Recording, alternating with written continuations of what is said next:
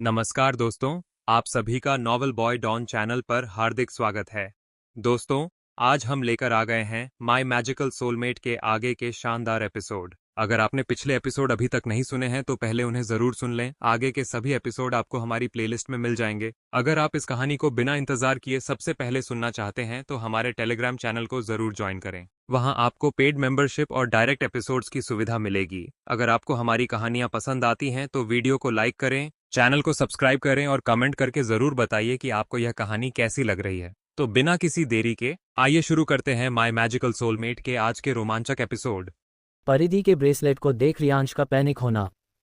लगभग रात के 1 बजे किसी ने धीरे से केविन का रूम खोला और अंदर आकर उसे लॉक लगा दिया और धीरे धीरे केविन के पास जाकर खड़ा हो गया और उसे गुस्से से उसे घूरने लगा। फिर अपनी जीन्स में से एक नाइफ निकालकर वो जैसे ही केविन पर अटैक करने वाला था कि गलती से उसका दूसरा हाथ साइड टेबल के लैंप पर जा गला, जिसकी आवाज़ से केविन की नींद तुरंत खुल गई और उसने अपने सर के ऊपर किसी शख्स को देखा। वो शख्स थोड़ा सा हड़बड़ाया लेकिन तुरंत अपने आप को संभाल कर उसने फिर से केविन पर अटैक करने की कोशिश की, लेकिन तब तक तो केविन नींद से जाग चुका था जिसके बारे उस शख्स को नहीं पता था और उस पर अटैक कर देता है। लेकिन केविन तुरंत उसका हाथ पकड़ लेता है और उसे सीधे अपनी तरफ खींचकर उसे बेड पर लगभग पटकते हुए दूसरी साइड लेटाकर सीधे उसके ऊपर आ जाता है और उसके नाइफ वाले हाथ को कसकर पकड़ लेता है। ये सब कुछ इतना जल्दी में हुआ कि वो शख्स तो कुछ समझ ही नहीं पाया। वहीं केविन को उस शख्स को लेकर कुछ अजीब सा लगता है। उसके हाथ इतने सॉफ्ट, उसका बॉडी वेट तो जैसे ना के बराबर था केविन के लिए, और उसकी वो परफ्यूम की खुशबू उसे ऐसा लग रहा था जैसे कि वो इस खुशबू को पहचानता हो। लेकिन वो उस शख्स का चेहरा देख नहीं सकता था बिकॉज कमरे में पूरे तरीके से अंधेरा जो छाया हुआ था। केविन उसका चेहरा देखने के लिए तुरंत दूसरे टेबल के ऊपर से एक रिमोट को उठाया और उसका बटन प्रेस कर दिया जिससे कमरे में लाइट्स ऑन हो गई। और केविन ने जैसे ही अपना चेहरा अपने नीचे दबे शख्स की तरफ किया तो उस शख्स को देख तो वो शॉक्ड ही रह गया और वो चौंकते होते हुए बोला, तुम। केविन के शॉक्ड होने का फायदा उस शख्स ने उठाया और उसे साइड में धक्का देकर वो शख्स खुद केविन के ऊपर आकर बैठ गया। उसके इस कदर करते ही उसके काले घने लंबे बाल केविन के चेहरे पर आ गए, जिसकी खुशबू से ही केविन जैसे मदहोश होकर अपनी आंखें बंद कर ली। लेकिन तुरंत ही उसके चेहरे से वो बाल हट गए। तब जाकर वो अपने सेंस में वापस आया और आंखें खोलकर उस शख्स को घूरकर देखते हुए बोला, रूह, तुम इतनी रात को मेरे कमरे में क्या कर रही हो? और ऊपर से तुम मुझ पर अटैक करने वाली थी, क्यों?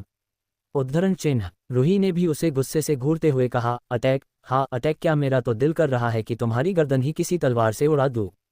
उद्धरण चिन्ह। केविन चौंकते हुए बोला, क्या दिमाग विमाग फिर गया है क्या तुम्हारा? या फिर आजकल तुम्हें पागलपन के दोहरे पड़ने शुरू हो गए हैं? उद्धरण चिन्ह। मेरा कोई दिमाग विमाग नहीं फिरा है, मुझे बस तुम पर बहुत बहुत ज़्यादा गुस्सा आ रहा है। उद्धरण चिन्ह। मैंने कौन सी तुम्हारी कोई जायदाद हाथिया ली है जो तुम्हें मुझ पर इतना गुस्सा आ रहा है?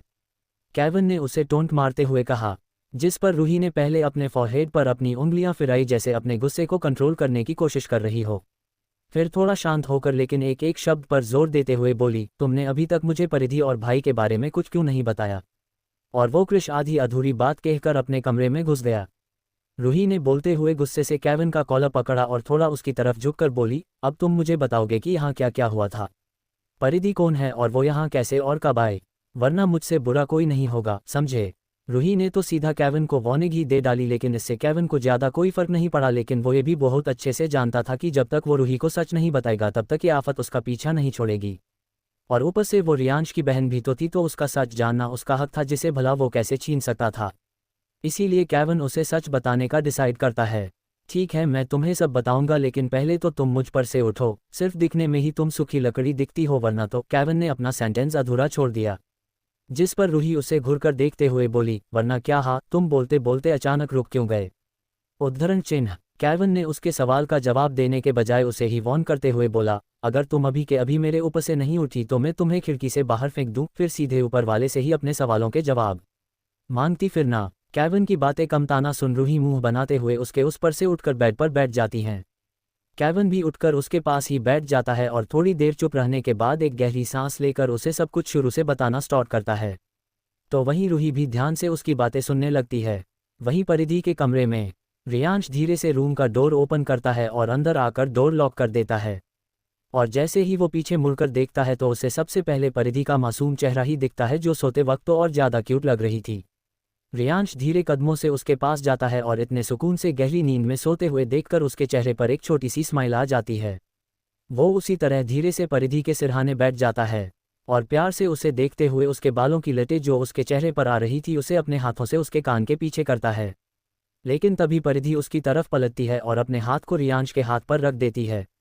उसकी इस हरकत पर रियांश के चेहरे पर फिर से एक स्माइल आ जाती है, लेकिन अगले ही पल उसकी वो स्माइल गायब हो जाती है, क्योंकि जब रियांश परिधि का हाथ हटाने जाता है तभी उसकी नज़र परिधि के हाथ पर पहने उस ब्रेसलेट पर जाती है, जिस पर उसने आज तक ध्यान ही नहीं दिया था, जिसके बीच वाले स्टार का कलर रेड था, जिसे देवगुरु ने परिधि को दिया था, जिसमें 5 स्टार्स लटक रहे थे और जिसके बीच वाला स्टार और कोई नहीं बल्कि रहस्य तारा था।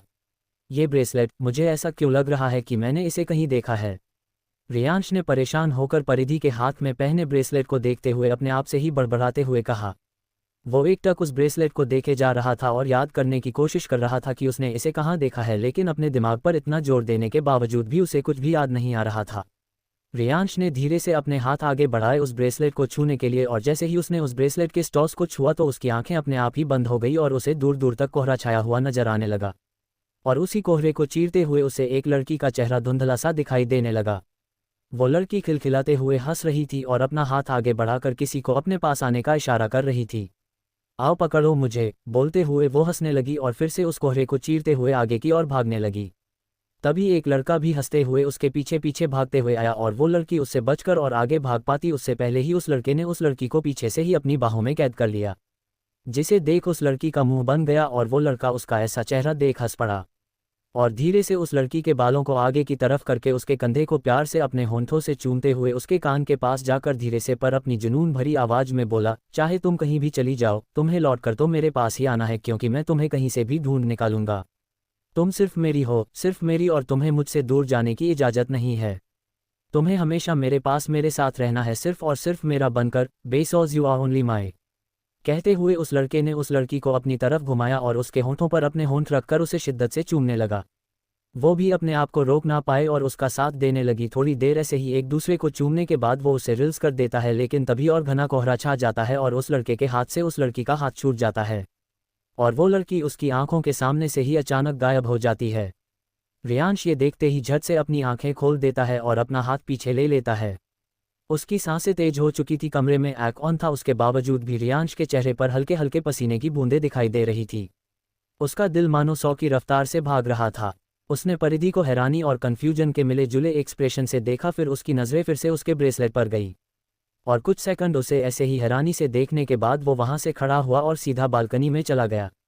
रियांश शर्ट लेस था, बाहर की ठंडी ठंडी हवाएं उसे छूते हुए जा रही थी, जिससे वो थोड़ा सा रिलैक्स हुआ था, लेकिन उसकी सांसें अब भी बेकाबू थी। उसका दिल अब भी जोरों से धड़क रहा था। उसे खुद कुछ समझ नहीं आ रहा था कि उसने अभी अभी क्या देखा। वो फिर से वो सारी चीज़ें याद करने लगा जो अभी अभी उसके साथ हुई। उसने ना तो उनका लोगों का चेहरा ठीक से देखा था और ना ही उनकी बातें उसे ठीक से सुनाई दी थी। उसने जो कुछ भी देखा वो सब धुंधला धुंधला सा उसे दिखाई दे रहा था, इसलिए वो सब फिर से याद करने लगा, लेकिन उसे कुछ भी ठीक से याद नहीं आ रहा था।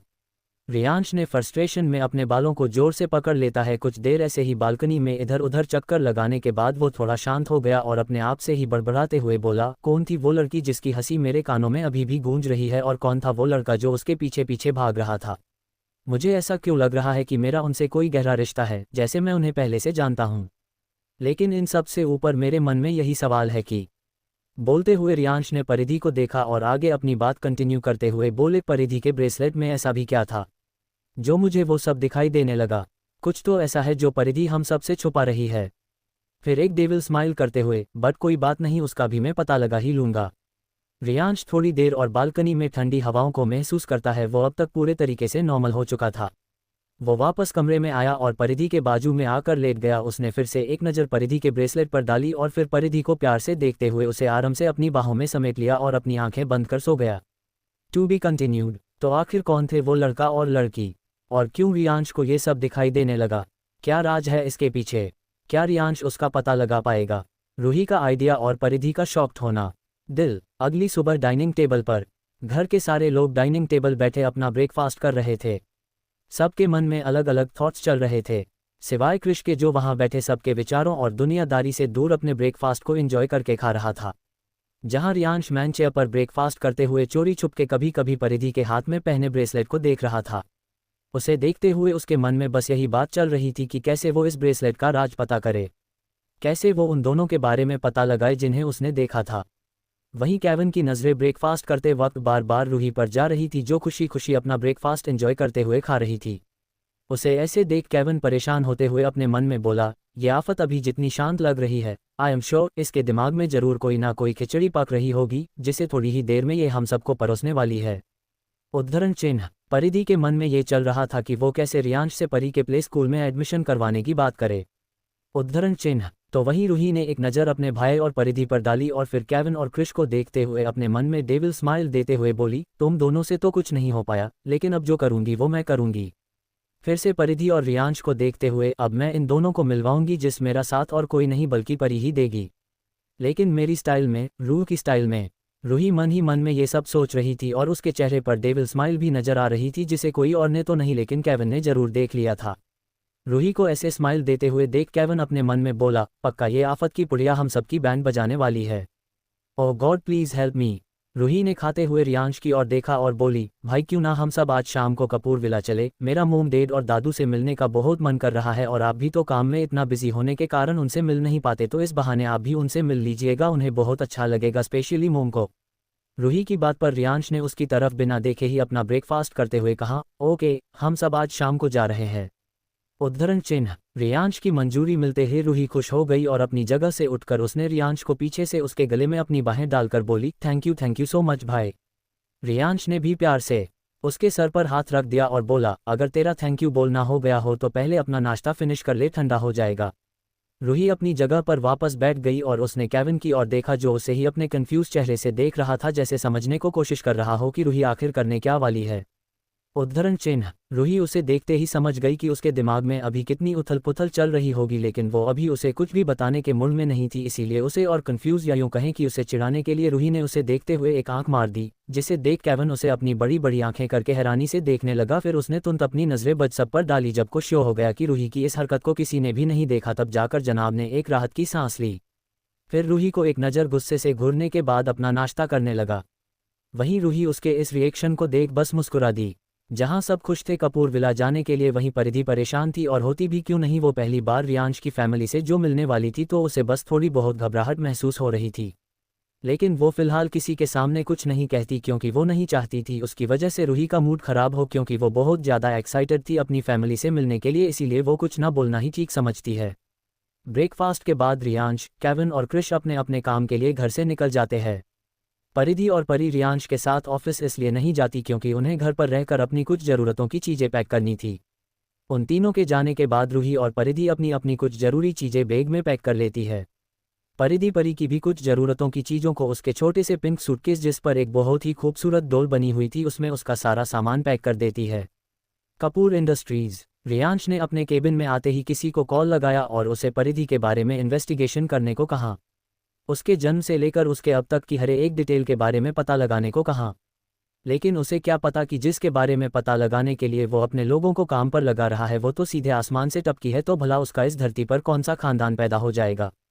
रियांश कॉल कट करने के बाद अपनी चेयर पर आकर बैठे गया और वो बस परिधि के ब्रेसलेट के बारे में ही सोच रहा था और याद करने की कोशिश कर रहा था कि उसने उसे कहाँ देखा है, लेकिन उसे फिर भी कुछ याद नहीं आता। लेकिन तभी उसके दिमाग में एक आइडिया आया और वो अपने आप से ही बड़बड़ाते हुए बोला, क्यों ना मैं फिर से उस ब्रेसलेट पर लगे उन स्टॉर्स को छू कर देखूं। क्या पता उससे ही मुझे कुछ याद आ जाए या फिर कोई हिंट, कोई क्लू मिल जाए, ताकि मैं इस राज तक पहुंच पाऊं और शायद मुझे परिधि के बारे में भी कुछ पता चल जाए। लेकिन मुझे इस बात का ध्यान रखना होगा कि परिधि या किसी को भी इस बारे में कुछ पता ना चल पाए। जो भी करना होगा किसी की भी नज़रों में आए बिना बहुत सोच समझ कर करना होगा। उद्धरण चिन्ह। रिया से अपनी चेयर से खड़ा हुआ और ग्लास की वॉल से बाहर का नज़ारा देखते हुए वो कुछ सोचते हुए थोड़ा निराश होकर बोला, काश कि मैं उस मणि को उठा पाता, बट जब तक मेरी शादी नहीं हो जाती मैं उसे अपनी जगह से 1 इंच तक नहीं हिला सकता। अगर मैं उस मणि को उसकी जगह से उठाकर खुद उसे धारण कर सकता तो उसकी शक्तियों से मैं आसानी से परिधि के ब्रेसलेट और उन लोगों के बारे में सब कुछ पता लगा सकता था। कौन थे वो लोग, क्या रिश्ता है मेरा उनसे, सब कुछ पता लगा सकता था। बट अफसोस तो इस बात का है कि मैं चाह कर भी उन शक्तियों का इस्तेमाल नहीं कर सकता, ना ही उस मणि को धारण कर सकता हूँ। रियांश काफ़ी परेशान था इन सब चीज़ों के बारे में सोच कर, लेकिन उसने अपनी किसी भी प्रॉब्लम को अपने काम के बीच में कभी नहीं आने दिया था, तो भला वो आज कैसे आने दे सकता था। उसने अपने सारे विचारों को फिलहाल के लिए झटक दिया और अपने ऑफिस के कामों में बिजी हो गया। उसे जल्द से जल्द अपना सारा काम खत्म करना था ताकि वो जल्दी घर जा सके।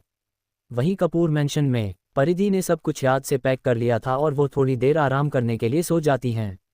लगभग शाम के 4 बजे उसके रूम का डोर नॉक हुआ। परिधि की नींद खुल गई, वैसे भी वो बहुत देर से सो रही थी। उसने उठकर अपनी अलसाए आवाज में अंदर आने को बोला तो रूही परी का हाथ पकड़े हुए डोर खोलकर अंदर आई और परिधि के पास आकर बोली, सॉरी तुम सो रही थी और मैंने तुम्हें डिस्टर्ब कर दिया। कोई बात नहीं, तुम सो जाओ, मैं बाद में आ जाऊंगी। इतना कहकर रूही जैसे ही परी को लेकर जाने वाली थी कि परिधि उसे रोकते हुए बोली, अरे नहीं, ऐसे कोई बात नहीं है, वैसे भी मेरी नींद अब पूरी हो चुकी है, बस अभी अभी ही उठी हूं ना, तो बस इसीलिए तुम वो सब छोड़ो और यहाँ आओ और बैठो, बैठकर बात करते हैं। उद्धरण चिन्ह, अरे नहीं, मुझे बस तुमसे कुछ बात करनी थी एक्चुअली। परिधि, क्या तुम मेरी एक हेल्प कर सकती हो प्लीज़? रूही ने पपीसा फेस बनाकर रिक्वेस्ट करते हुए कहा, जिस पर परिधि कंफ्यूज होते हुए सोच में पड़ गई। भला ऐसी कौन सी चीज़ है जिसमें वो रूही की हेल्प कर सकती थी? उद्धरण चिन्ह, परिधि ने अपने मन में उठ रहे सवाल को झटका और स्माइल कर थोड़ा हिचकिचाते हुए बोली, हाँ बोलो ना, अगर मुझसे हो पाया तो मैं जरूर करूंगी। उद्धरण चिन्ह, रूही परिधि की हाँ सुनकर मन ही मन खुश हो गई। उसे अपना प्लान सक्सेसफुल होते हुए जो नजर आने लगा था। उसने बेचारगी वाला फेस बनाकर कहा, वो ना, मुझे भाई ने उनके कुछ कपड़े और कुछ जरूरी चीज़ों को पैक करने को कहा है, लेकिन तुम्हें तो अब तक भाई के गुस्से के बारे में पता तो चल ही गया होगा ना, कि वो गुस्से में कितने डेंजरस हो जाते हैं। उद्धरण चिन्ह, परिधि को रूही की बात सुन वो दिन याद आ गया जिस दिन रियांश ने उसे जबरदस्ती किस किया था और उसे उसकी गलती की पनिशमेंट देने वाला था। वो सब याद आते ही उसे फिर से डर लगने लगा। पर तभी उसे रूही की आवाज़ अपने कानों में फिर से सुनाई पड़ी और वो अपनी सोच से बाहर निकल आईं। मेरे भाई वैसे तो बहुत अच्छे हैं, जिससे भी प्यार करते हैं उसके लिए अपनी जान भी दे सकते हैं, लेकिन क्या है ना कि मुझे हमेशा से उनके गुस्से से बहुत डर लगता है। तो क्या तुम भाई के कमरे में जाकर उनके कुछ कपड़े और ज़रूरी चीज़ें पैक कर लोगी? प्लीज़ प्लीज़ प्लीज़ मना मत करना। एंड डोंट वरी, भाई अभी तक घर वापस आए नहीं है, उन्हें आने में तो अभी भी 1 घंटा बाकी है, तब तक तो तुम उनकी पैकिंग कर चुकी होगी। प्लीज़ परिधि, मेरी इतनी सी हेल्प कर दो, वरना अगर मुझसे जाता सी भी गलती हो गई तो भाई मुझे छोड़ेंगे नहीं, बस इसीलिए मुझे तुम्हारी हेल्प चाहिए प्लीज़। रूही की इतनी रिक्वेस्ट करने पर परिधि ना चाहते हुए भी मान जाती है और ऊपर से रियांश को आने में अभी भी 1 घंटे का टाइम था, तो वो तब तक पैकिंग करके वापस अपने कमरे में आ जाएगी और रियांश को कुछ पता भी नहीं चलेगा कि उसकी पैकिंग किसने की। ये सब सोचते हुए और अपने आप को समझाते हुए परिधि वॉशरूम में चली गई, तो वहीं रूही और परी ने एक दूसरे को स्माइल करते हुए हाई फाई दिया और वहां से चली गई। परिधि फ्रेश होकर बाहर आए और रेडी होकर रियांश के कमरे में चली गई। उसने सबसे पहले वार्डरोब में जाकर वहां की सारी चीज़ों को देखने लगी। रियांश के कपड़ों से लेकर उसके शूज़, बूट्स और यहाँ तक कि उसकी वॉचेस, पूरा वार्डरोब ब्रांडेड चीज़ों से भरा पड़ा था। परिधि उसमें से एक शर्ट निकालती है और उस पर हाथ फेरते हुए उसे देख ही रही थी कि तभी उसे किसी डोर के खुलने की आवाज़ आए और जब वो पीछे मुड़कर देखती है तो अपने सामने खड़े शख्स को देखकर चौंक जाती हैं। To be continued. तो भला किसे देख लिया परिधि ने, जिसे देखते ही वो चौंक गई। और आगे रूही और परी मिलकर क्या क्या करेंगे रियांश और परिधि को मिलाने के लिए। रियांश का परिधि को टाइटली हग करना। दिल। परिधि फ्रेश होकर अपने रूम में वापस आए और रेडी होकर रियांश के कमरे में चली गई। वो सबसे पहले वार्डरोब में जाकर वहां की सारी चीज़ों को देखने लगी। रियांश के कपड़ों से लेकर उसके शूज़, बूट्स और यहाँ तक कि उसकी वॉचेस, वार्डरोब सच में ब्रांडेड चीज़ों से भरा पड़ा था। परिधि उसमें से एक शर्ट निकालती है और उस पर हाथ फेरते हुए उसे देख ही रही थी कि तभी उसे वॉशरूम के डोर के खुलने की आवाज़ आए और जब वो पीछे मुड़कर देखती है तो अपने सामने खड़े शख्स को देखकर चौंक जाती हैं। आप यहाँ कैसे? उद्धरण चिन्ह। परिधि का बेवकूफ़ी वाला सवाल सुन रियांश उसे घूरने लगा, जो अभी अभी शावर लेकर बाहर आया था। उसने सिर्फ ब्लैक कलर का लोअर पहना हुआ था। उसके 8 पैक एब्स, उभरे हुए मसल्स, उसके बाल जो बिखरे हुए थे उस पर से पानी टपक रहा था और उसकी नेकेड मस्कुलर चेस्ट पर वो पानी की बूंदें उसे और ज़्यादा हॉट एंड अट्रैक्टिव बना रहा था। उसे इस तरह देखकर तो किसी की भी सांसें थम जाए। तो भला परिधि कौन से खेत की मूली थी? वो भी रियांश को इस कदर देख बस देखती ही रह गई। वो चाहकर भी अपनी नज़रें रियांश पर से हटा नहीं पा रही थी। वो लगे इतना हॉट रहा था कि कोई भी उस पर से 1 सेकंड के लिए भी नज़रें नहीं हटा सकता था। परिधि रियांश को देखते हुए अपने मन में बोली, हाय, ये राक्षसों का सरदार कितना हैंडसम लग रहा है। क्या कोई शैतान इतना हैंडसम दिख सकता है क्या? मैंने तो सुना था कि राक्षस बड़े डरवाने दिखते हैं, बिल्कुल उस काल भैरव की तरह, लेकिन ये तो दिखने में किसी भी एंगल से डरावना तो नहीं दिख रहा। लेकिन हाँ, जब भी इसे गुस्सा आता है तो ऐसा लगता है जैसे साक्षात नर्क का देवता इसके शरीर में घुस गया हो। परिधि के मन में रियांश के लिए अलग अलग थॉट्स चल रहे थे। कभी उसे वो हैंडसम नजर आ रहा था तो कभी राक्षस, शैतान, न जाने क्या क्या। परिधि अपने ही विचारों में उलझी हुई थी, जिस वजह से उसे पता ही नहीं चला कि कब रियांश उसके पास आ गया और उसके सामने खड़ा हो गया। रियांश ने परिधि को उसकी सपनों की दुनिया से बाहर लाने के इरादे से कहा, ओ मोहतरमा, अपने ख्याली दुनिया से बाहर निकलकर असल जिंदगी में वापस आइए और मुझे ये बताइए कि आप यहाँ मेरे कमरे में कर क्या रही है। उद्धरण चिन्ह। रियांश की आवाज़ से परिधि अपने सेंस में वापस आई, लेकिन जब उसने रियांश को अपने इतने करीब पाया जहां उनके बीच सिर्फ 2 कदम का फासला था, तो परिधि ये देख डर गई और थोड़ा पीछे हो गई और जाकर कबर्ड से टकरा गई और डर के मारे उसके हाथ में पकड़ी रियांश की वाइट शर्ट नीचे गिर गई। अपनी शर्ट को फर्श पर पड़े देख रियांश की आंखें छोटी हो गई। परिधि ने ये देखते ही डर के मारे हड़बड़ाते हुए उसने वो शर्ट फर्श पर से उठाई और रियांश की तरफ डरते हुए देखकर बोली, सॉरी, मैंने जानबूझकर कुछ नहीं किया, ये गलती से हो गया। लेकिन आप टेंशन मत लीजिए, मैं इसे अच्छे से धोकर आपको वापस कर दूंगी, पक्का। लेकिन प्लीज़ मुझे कोई पनिशमेंट मत दीजिएगा। परिधि छोटे से बच्चे की तरह मासूमियत से रियांश से माफ़ी मांग रही थी, जिस पर रियांश को परिधि के लिए बहुत बुरा लगा है, तो वहीं खुद पर उसे गुस्सा आने लगा था। उसी ने तो पनिशमेंट के तौर पर उसे ज़बरदस्ती किस किया था, और उसके साथ उसने अपनी लिमिट लगभग क्रॉस कर ही दी थी। और यही वजह थी कि परिधि उससे अब डरने लगी थी। उसे यही डर लगा रहता था कि कहीं रियांश उसे फिर से कोई पनिशमेंट ना दे दे, और ये बात रियांश को अच्छे से पता थी। परिधि को इस कदर बार बार सॉरी बोलते देख रियांश को और गिल्टी महसूस हो रहा था, तो वहीं परिधि बस बार बार बिना किसी गलती के रियांश से माफ़ी मांग रही थी, जिसे रियांश और बर्दाश्त नहीं कर सकता था। वो परिधि को समझाने की कोशिश कर रहा था, लेकिन परिधि अपने डर की वजह से कुछ सोचने समझने की स्थिति में ही नहीं थी। रियांश को जब उसे शांत कराने के लिए कुछ नहीं सूझा, तो उसने परिधि का हाथ पकड़ा और उसे अपने करीब खींचकर उसे अपने सीने से लगा लिया। परिधि ये देख शॉक्ड ही रह गई, और इस तरह अचानक रियांश के दिए हुए शौक से उसकी बकबक भी बंद हो गई। परिधि रियांश की बाहों से छूटने की कोशिश करती है, तो ये फिल होते ही रियांश उसे और टाइटली होल्ड कर लेता है, जैसे कि अगर उसने परिधि को छोड़ दिया तो वो कहीं भाग जाएगी, उससे बहुत दूर चली जाएगी। रियांश के ऐसा करते ही परिधि उसकी चेस्ट से और ज़्यादा चिपक जाती है। वो उसके दिल की धड़कने साफ साफ सुन सकती थी, जो इतनी जोरों से धड़क रहा था मानो कोई बुलेट ट्रेन हो। रियांश के दिल की धड़कने सुनते हुए परिधि भी अब धीरे धीरे शांत हो जाती है। उसके हाथ अपने आप ही रियांश की कमर पर चारों ओर लिपट जाते हैं। वो भी अपनी आंखें बंद किए रियांश को अनजाने में हक कर लेती है। उद्धरण चिन्ह। रियांश को जब परिधि के हाथ अपनी कमर पर महसूस होते हैं, तो उसके चेहरे पर अपने आप ही एक छोटी सी ही सही लेकिन प्यारी सी स्माइल आ जाती है, और वो परिधि के बालों को प्यार से सहलाने लगता है। थोड़ी देर ऐसे ही खड़े रहने के बाद रियांश अपना कंट्रोल खोने लगता है, और वो अपना चेहरा धीरे धीरे परिधि की गर्दन में छिपा लेता है, और उसके बालों की खुशबू को जैसे अपने अंदर समाने लगता है। उसके दोनों हाथों परिधि की कमर को टाइटली पकड़े हुए थे। रियांश परिधि के बालों की खुशबू को स्मेल करते हुए उसकी गर्दन को सॉफ्टली चूमने लगता है। जब परिधि को अपनी गर्दन पर किसी के होठों का स्पर्श महसूस होता है, तो वो जैसे अपने सपनों से बाहर आ जाती है और एक झटके से रियांश से दूर हो जाती है। परिधि के इस कदर उससे दूर जाने से रियांश को अपने अंदर कुछ खालीपन सा महसूस होता है, लेकिन वो जल्द ही अपने आप को संभाल लेता है और परिधि की तरफ देखता है, जिसका पूरा चेहरा लाल हो रखा था। लेकिन रियांश को समझ नहीं आ रहा था कि परिधि का चेहरा इतना लाल गुस्से की वजह से था या शर्म की वजह से। वो इस चीज़ को लेकर कंफ्यूज था। वहीं परिधि को बहुत शर्म आ रही थी। वो रियांश की आंखों में देखने की हिम्मत तक नहीं कर पा रही थी। उसे बस यहाँ से कैसे भी करके निकलना था, इसीलिए वो बहाने सोचने लगी कि यहाँ से कैसे क्या कहकर निकला जाए। परिधि ने रियांश की तरफ देखा और फीकी सी स्माइल करके थोड़ा हकलाते हुए बोली, वो मुझे लगता है कि शायद मैं गलत कमरे में आ गई हूँ, तो मुझे सब चलना चाहिए। उद्धरण चिन्ह। रियांश ने परिधि की ये बात सुन उसे अपनी आंखें छोटी करके घूरते हुए देखने लगा। उसे परिधि की बातों पर भरोसा नहीं हो पा रहा था, क्योंकि परिधि पहले भी उसके कमरे में आ चुकी है, तो भला भी गलत कमरे में कैसे जा सकती थी।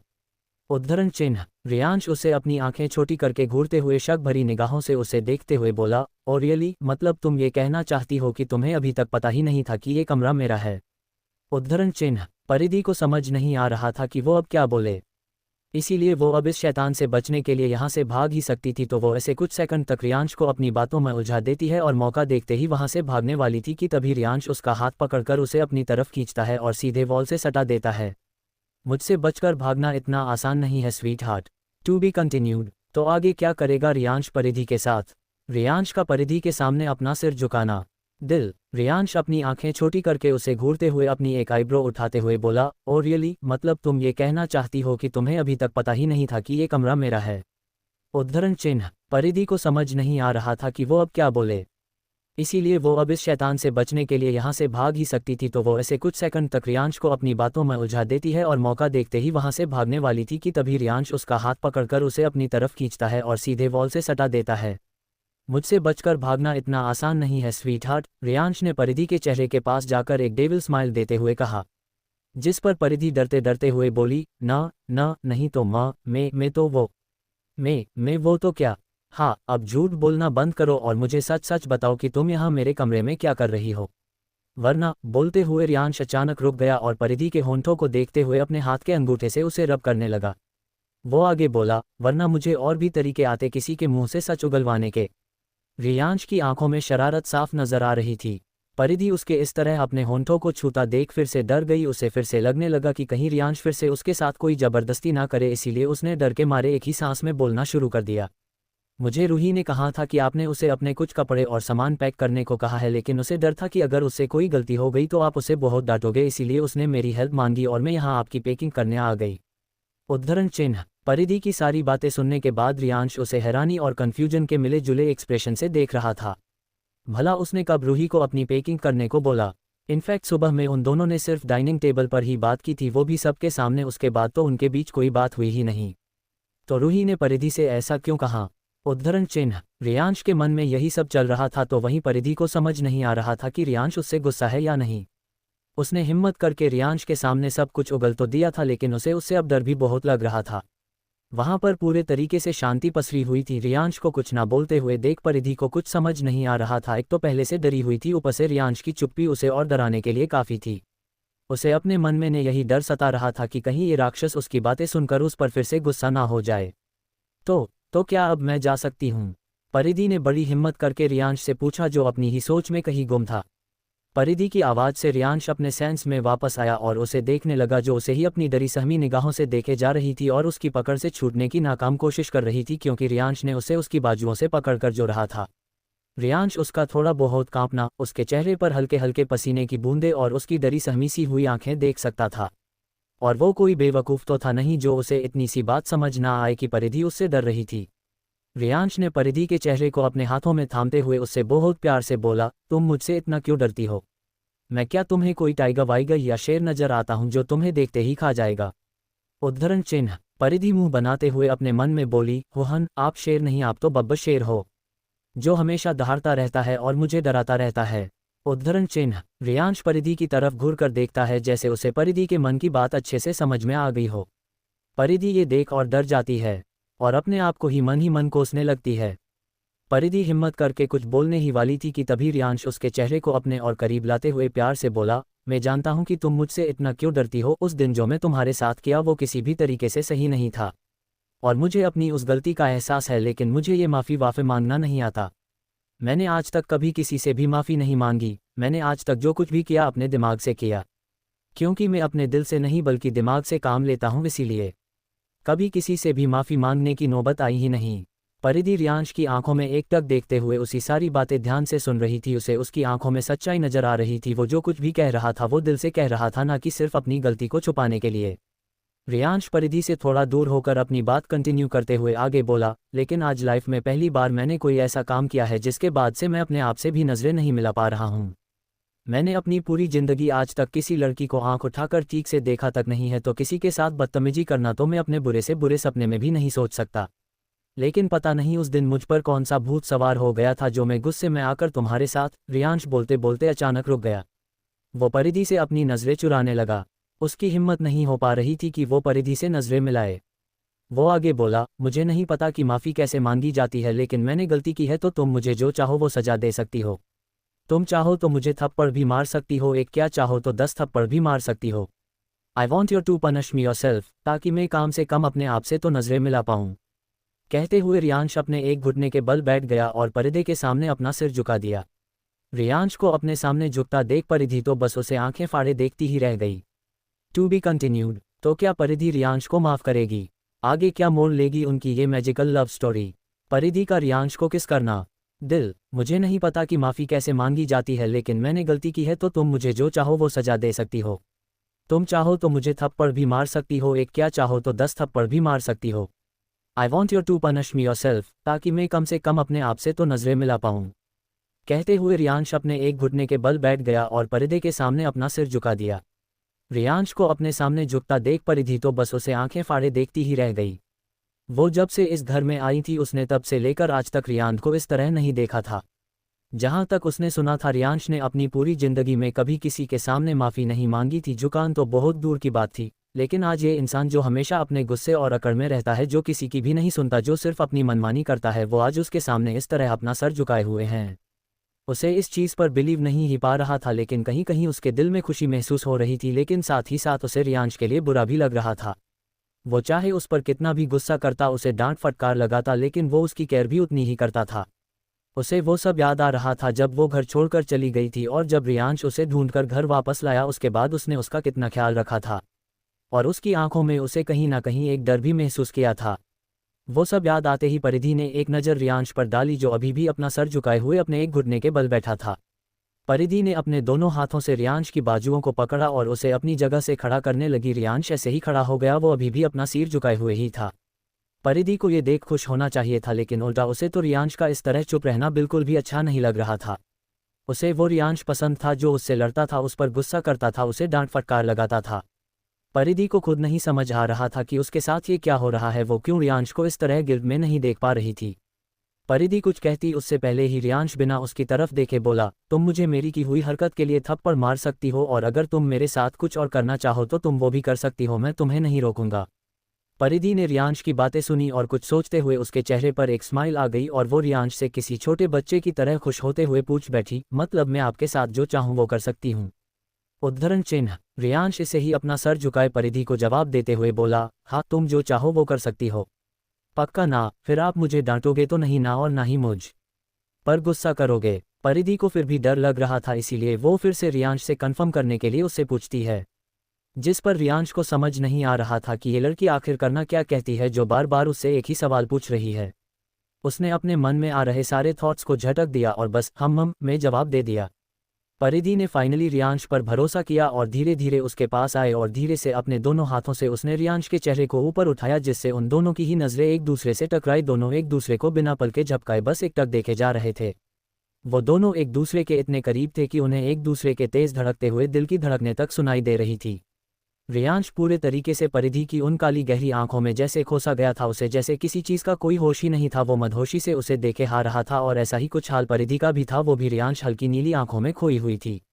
उसे भी आज किसी चीज़ का कोई होश नहीं था। आज इतने दिनों में पहली बार वो रियांश के चेहरे को इतने करीब से देख रही थी। वो उसे आज कुछ ज़्यादा ही हैंडसम और हॉट नज़र आ रहा था। कुछ देर ऐसे ही रियांश की आंखों में देखने के बाद परिधि धीरे से अपने पंजों पर थोड़ा ऊपर की ओर उठते हुए रियांश के फोरहेड पर प्यार से किस करती है, जिसके सिर्फ एहसास से ही दोनों की आंखें अपने आप बंद हो जाती है। परिधि वापस अपने पैरों पर खड़ी हो जाती है और रियांश भी अपनी आंखें खोल देता है, लेकिन वो अब परिधि को हैरानी और कन्फ्यूजन के मिले जुले भाव से देख रहा था। उसे समझ नहीं आ रहा था कि परिधि कर क्या रही है। परिधि की इस हरकत से उसका दिल कितनी जोरों से धड़क रहा था, वो सिर्फ वही समझ सकता था। रियांश कुछ बोलने के लायक अपना मुंह खोलने ही वाला था कि परिधि फिर से अपने पंजों पर खड़ी हुई और धीरे से रियांश के होंठों की तरफ बढ़ी और अपने नर्म मुलायम होंठों को उसके ठंडे लेकिन सख्त होठों पर रखकर उन्हें धीरे धीरे किस कर रही थी। रियांश की आंखें फैल गई। वो परिधि को शॉक्ड होकर देखे जा रहा था, जो अपनी आंखें बंद करके उसे किस करने की कोशिश कर रही थी। रियांश को अपनी आंखों पर भरोसा नहीं हो पा रहा था कि ये वही परिधि है जो खुद उससे दूर भागती थी। वो आज खुद आगे बढ़कर उसे किस कर रही थी। रियांश को तो जैसे ये सब बस उसका कोई सपना लग रहा था, लेकिन तभी परिधि ने उसके होंठों को किस करते यूज होंठों को काट लिया, जिससे रियांश को समझ आया कि ये सब सच है। वो कोई सपना नहीं देख रहा, बल्कि परिधि सच में उसे किस कर रही है, जो कि उससे ही नहीं पा रहा है, जिसके चलते उसने उसके होंठों को काट लिया। रियांश अब अपना कंट्रोल खो रहा था, तो वहीं परिधि अब इरिटेट हो रही थी। वो ढंग से रियांश को किस जो नहीं कर पा रही थी। दरअसल परिधि ने रियांश को किस के जरिए उसे पनिशमेंट देने की सोची, क्योंकि जब भी रियांश ने परिधि को किस किया तब उसे हमेशा सांस लेने में प्रॉब्लम हो जाया करती थी। और हमारी परिधि रही एक्स्ट्रा इंटेलिजेंट, उसने सोचा कि क्यों ना वो भी रियांश को उसी तरह किस करके उसे उसी तरह बदला ले, ताकि रियांश को भी वही तकलीफ हो जो उसे होती थी। लेकिन परिधि को तो किस करना आता ही नहीं था, इसीलिए अब वो बहुत ज़्यादा इरिटेट हो रही थी और वो अब पीछे हटने का सोच लेती है। लेकिन भला अब उसको क्या पता कि उसका खेला हुआ दाव अब उस पर ही भारी पड़ने वाला था। कोष्टक। रियांश की बॉडी में जैसे अब आग सी लग रही थी। परिधि जैसे ही अपने होंठों को रियांश के होंठों से दूर करने वाली थी कि तभी रियांश ने अपने एक हाथ से परिधि की कमर कसकर पकड़ा और उसे अपनी तरफ खींच लिया, और अपने दूसरे हाथ से उसके बालों के पीछे से उसकी गर्दन को पकड़कर उसे और अपने करीब करते हुए वो उसके होंठों को बेतहाशा चूमने लगा। वो ऐसे ही उसके होठों को चूमते हुए उसे दीवार से सटा देता है। परिधि तो सीधे शोक में ही चली गई। कहाँ वो रियांश को पनिशमेंट देने के बारे में सोच रही थी, और अब कहाँ उसे ही जैसे पनिशमेंट मिल रही हो, उसे ऐसा फील हो रहा था। कुछ देर ऐसे ही शॉक्ड रहने के बाद परिधि जब होश में आई तो वो रियांश को पीछे की ओर धकेलने लगी। लेकिन भला अब रियांश पीछे कहाँ हटने वाला था। उसे तो जैसे बस परिधि के रसीले होंठ ही नजर आ रहे थे जिसे वो किसी लॉलीपॉप की तरह चूसे जा रहा था। रियांश उसे डीपली किस किए जा रहा था और अपने दूसरे हाथ से परिधि की पीठ को सहला रहा था। अब परिधि भी थक हार कर उसे अपने से दूर करने की कोशिशें बंद कर देती है और जो वो कर रहा था उसे वो करने देती है। तभी रियांश के रूम का डोर खुला और कोई अंदर आया। जब उसे कमरे कोई नजर नहीं आया तो वो बाहर जाने के लिए मुड़ा, लेकिन तभी उसकी नज़र वार्डरोब पर पड़ी जिसका दरवाज़ा थोड़ा खुला हुआ था। तो वो शख्स उस ओर बढ़ गया। जब रियांश को किसी के कदमों की आहट सुनाई दी तो उसने तुरंत परिधि को छोड़ दिया और जल्दी से उसके बाल और कपड़ों को सही किया। फिर अपने आप को परिधि तो अभी भी किसी स्टैच्यू की तरह अपनी जगह पर खड़ी थी। रियांश ने एक नज़र परिधि पर डाली और प्यार से उसके फरहेड पर किस किया। तब जाकर परिधि अपने सेंस में वापस आई, लेकिन वो उससे कुछ बोलती उससे पहले ही दरवाज़ा खुलने की आवाज़ आई और उन दोनों ने उस ओर देखा और दोनों ही हड़बड़ा गए। To be continued. तो अब भला कौन आ गया इनके रोमांस के बीच कबाब में हड्डी बनकर। दोस्तों, आज के इस एपिसोड में बस इतना ही। अगर आपको यह कहानी पसंद आई हो तो वीडियो को लाइक करें और कमेंट करके ज़रूर बताइए कि आपको आज का एपिसोड कैसा लगा। अगर आप ऐसी ही शानदार कहानियां आगे भी सुनना चाहते हैं तो सब्सक्राइब ज़रूर करें और बेल आइकन दबाना न भूलें ताकि कोई भी नया एपिसोड आपसे मिस ना हो। और अगर आप अगले एपिसोड सबसे पहले सुनना चाहते हैं तो हमारे टेलीग्राम चैनल को ज्वाइन करें। वहाँ पेड मेंबरशिप के माध्यम से आपको नए एपिसोड सबसे पहले उपलब्ध कराए जाते हैं। तो मिलते हैं अगले रोमांचक एपिसोड में। तब तक के लिए धन्यवाद। अपना ख्याल रखिए।